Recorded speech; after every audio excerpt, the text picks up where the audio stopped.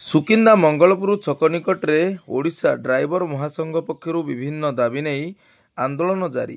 Odisha driver ମହାସଂଘ ପକ୍ଷରୁ ମଙ୍ଗଳବାର ଦିବା 1 ଘଟିକା ସମୟରେ ସୁକିନ୍ଦା ବ୍ଲକ ଅନ୍ତର୍ଗତ ମଙ୍ଗଳପୁର ଛକ ନିକଟରେ ଓଡ଼ିଶା ଡ୍ରାଇଭର ମହାସଂଘ ପକ୍ଷରୁ ଅନେକ କାର୍ଯ୍ୟକର୍ତ୍ତାଙ୍କ ଉପସ୍ଥିତିରେ ବିଭିନ୍ନ ଦାବି ନେଇ ଶାନ୍ତିପୂର୍ଣ୍ଣ ଆନ୍ଦୋଳନ ଆରମ୍ଭ ହୋଇଥିବା ଦେଖିବାକୁ ମିଳିଛି।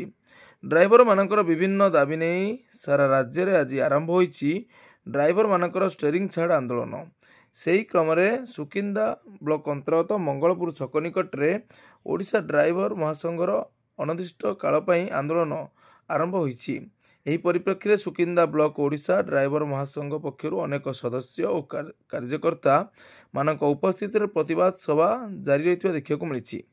ସରକାର ଦାବି ନ ପୂରଣ କରିବା ପର୍ଯ୍ୟନ୍ତ ଆନ୍ଦୋଳନ ଜାରି ରହିବ ବୋଲି ସୁକିନ୍ଦା ବ୍ଲକ ଓଡ଼ିଶା ଡ୍ରାଇଭର ମହାସଂଘର ସମ୍ପାଦକ ତାରାକାନ୍ତ ଜେନା ଓ ସଂଯୋଜକ ଶାନ୍ତନୁ କୁମାର ମହାନ୍ତଙ୍କ ପକ୍ଷରୁ ସୂଚନା ମିଳିଛି।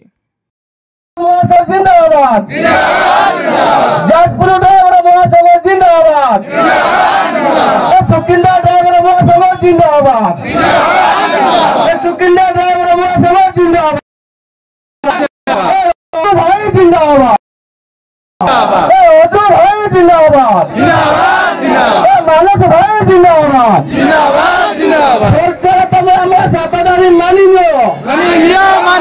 सरकार तुम आम सात दाबी मानि